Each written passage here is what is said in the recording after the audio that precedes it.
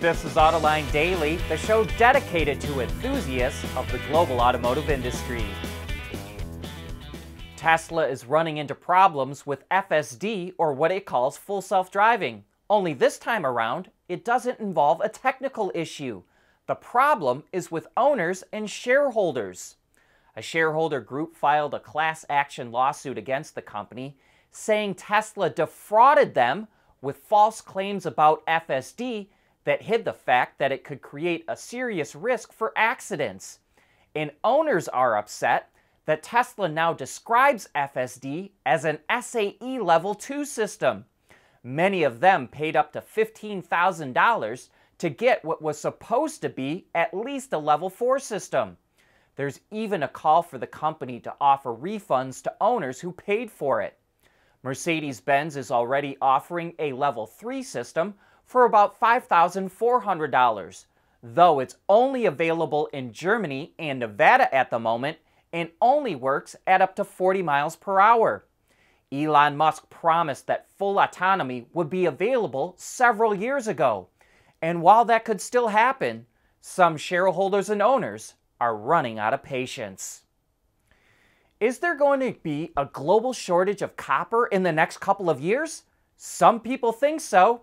And maybe that's why Stellantis is investing $155 million to buy a part of a copper mine. It's taking a 14% stake in McEwen Copper, a subsidiary of Canadian mining company McEwen Mining. Starting in 2027, McEwen will produce 100,000 tons of copper cathode a year at a site in Argentina. The copper will be sustainably produced, and the mine will achieve net zero carbon emissions by 2038. And not only will Stellantis use the copper for its own vehicles, it says it will supply copper to meet global demand, which is expected to triple in the next few years. Land Rover has a big problem in London. Insurance companies are refusing to insure them or are charging an arm and a leg for a policy. And it's all because Land Rovers are a favorite target of thieves who know they can get good money for them, especially overseas. The editors at Autocar found that a typical Land Rover policy cost anywhere from $5,200 to $7,200 with a $1,500 deductible. Land Rover is telling customers they should use their app, which includes a Guardian mode that monitors the vehicle and provides an alert if the car has been unlocked. At Schaeffler, we pioneer motion. Electrifying mobility, manufacturing smarter, reducing CO2 emissions, making energy production clean. Schaeffler pioneers motion to advance how the world moves.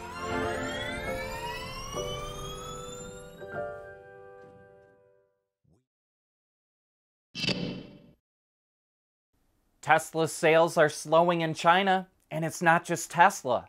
All EV sales slowed down in China last month. Tesla sold a little under 11,000 vehicles last week, which was nearly double the previous week, but overall, the pace this quarter is behind the fourth quarter of last year. So that could mean the effect of Tesla's price cuts are wearing off. And there could be a number of other reasons why EV sales are slowing in China. Consumers could be waiting to see if more automakers will cut prices, which could certainly happen. Tesla is expected to announce a styling update for the Model 3 at its Investor Day tomorrow. And for those reasons, that could be why Chinese buyers are holding off from getting a new car. But one thing is for sure, this current dip in EV demand is having an impact on lithium prices. Experts expect the price of lithium to drop to $34,000 a ton late this year, down from over $53,000 right now. That's 25% lower than what was previously forecast. When automakers rushed out to buy lithium supplies for future EVs, prices shot up by more than 6 times. But with new mines opening and EV sales in China slowing, there's more supply than there is demand at the moment.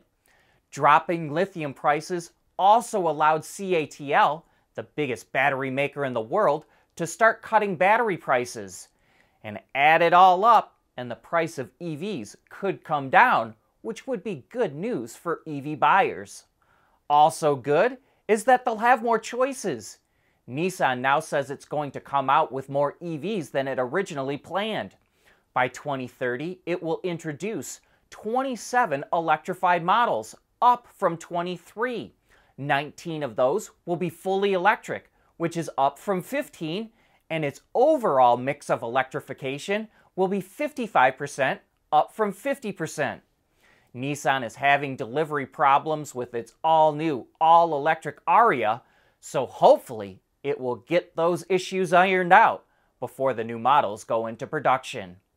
And speaking of production, we've got some interesting production news from Auto Forecast Solutions. Let's start with Ford.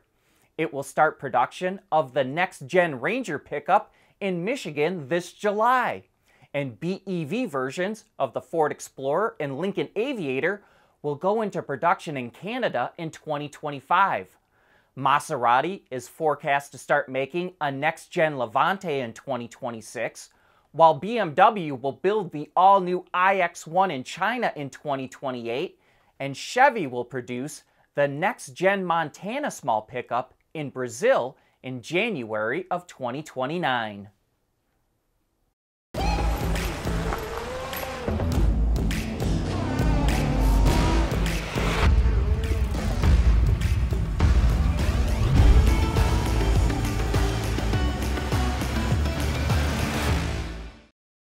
We want to know what drives your testing. OTA, connected car, diagnostics, remote testing. Intrepid Control Systems is here to help you work from anywhere. Intrepid Control Systems, driven by your data. Here's a troubling trend. More and more people are getting hit by cars. In the US, pedestrian fatalities hit a 40-year high in 2021. And according to new data from the Governor's Highway Safety Administration, 3,434 pedestrians were killed in the first half of 2022, up 5% compared to the year before. There are a number of factors causing this. Dangerous driving, which escalated during the pandemic, has not gone away. Vehicles are larger and heavier than before, making them more likely to injure or kill a person. And lastly, roads are designed for fast-moving traffic, and there's subpar infrastructure, including crosswalks, sidewalks, and lighting. Mercedes showed off its all-new electronic architecture and operating system last week, what it calls MB.OS, but that won't be out until 2025. Even so, parts of the system will debut this year on the new E-Class sedan. And one thing that customers will notice is how it enables a new level of in-car entertainment and can even turn your Benz into a mobile office. You can take WebEx and Zoom calls when the car is parked. It uses a video camera on the top of the instrument panel and the center screen. Or to take your mind off work, you can play games like Angry Birds or search for something else to play. You can stream YouTube videos on the screen as well, or even call up TikTok videos. When the car is not parked, all the action can switch to the front seat passenger with a screen that uses what Mercedes calls a visual shield, though others refer to this as shy technology. From the driver's seat, you cannot see what's on the screen even though the passenger can, and that should minimize driver distraction. The system will do Google searches for all kinds of destinations and set the nav to take you there. And if you don't want to watch anything at all, you can bring up Apple Music through Dolby Atmos and even set the ambient lighting in the cabin to pulse to the beat of the music. But that's a wrap for today's show. Thanks for making Autoline a part of your day.